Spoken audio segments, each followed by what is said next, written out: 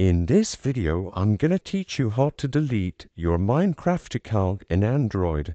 It's a very quick and easy process, so make sure to follow along.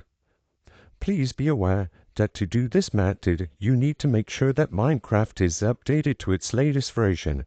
So open up the Play Store on your Android device, search for Minecraft Pocket Edition, and make sure you are running the latest version of the game and that you don't have any pending updates.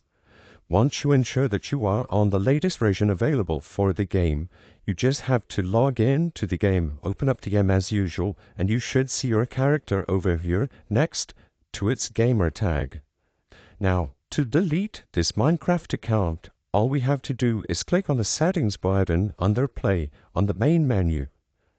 In here, scroll down into the General tab, and under General you should see the account option where we can see our gamer tag. We have the option to change gamer tag and manage account.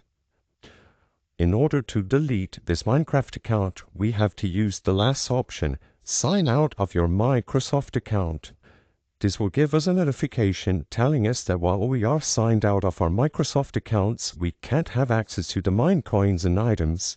Just click sign out and your Minecraft account will be deleted in Android. Now, you can sign in for free or start fresh as Steve or Alex.